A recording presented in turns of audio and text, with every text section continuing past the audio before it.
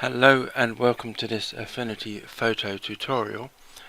About a week ago I released a video called Child Layers and the Arrange menu, basically looking at different ways to make child layers because some people were having trouble sort of clicking and dragging, which is how I would do it.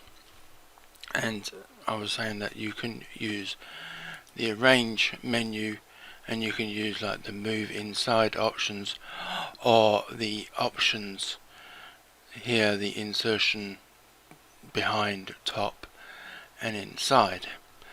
And basically that was the video, and I will add a link to that video in the description for this one. But I was then, it pointed out to me and told off, quite rightly so, that a lot of those options are also available up here.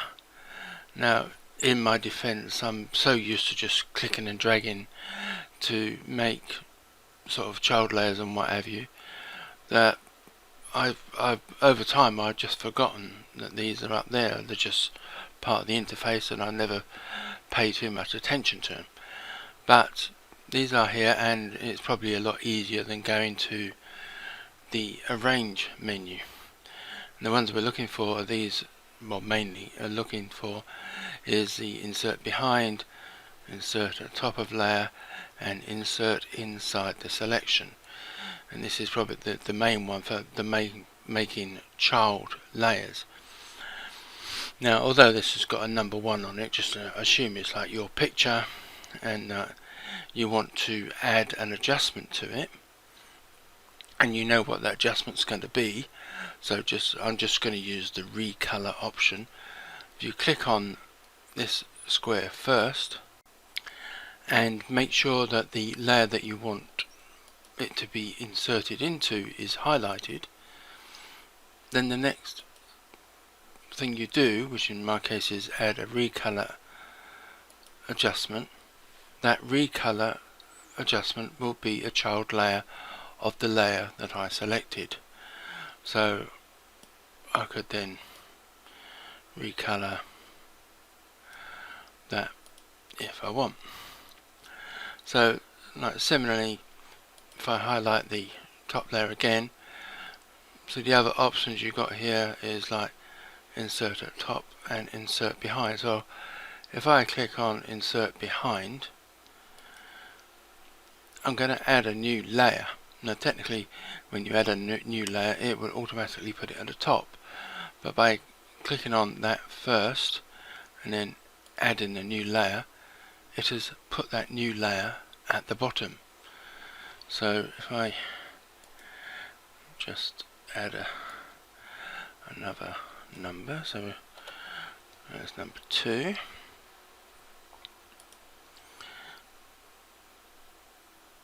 Now it doesn't, I mean obviously that new layer doesn't have to be there now, because I can just delete that because the text is now that new layer. And if I wanted to add like a child layer to this, I could do again by clicking on insert inside and obviously making sure that that layer is highlighted, and if I add again the recolor, it will insert that inside. If we make this one green, like that. So assuming like I'm on this layer which is like lower down and you want to add a layer to the top, you can just insert at the top layer, and I won't even bother to make a layer this time. I'll just do the text,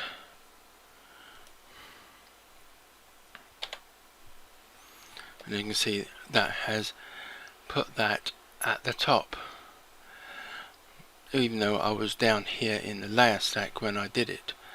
So again, insert inside, and I will then do another recolor, and we'll go for a red this time.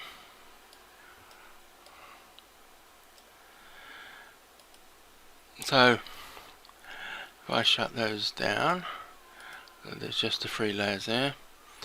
Then, as you can see, just by using those icons up there, you can place new layers and insert child layers. And also these icons on the side here are for moving layers around.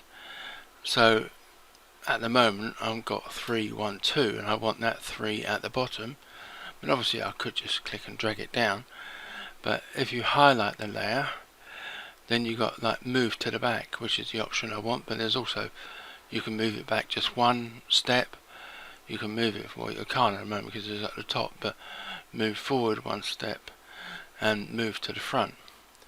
So what I'll do is move to the back, and that will move that 3 to the back without me having to click and drag. So basically this little sort of add-on to the previous video is just looking at using mainly these 3 icons here, and especially the one on the end, insert inside the selection, to make child layers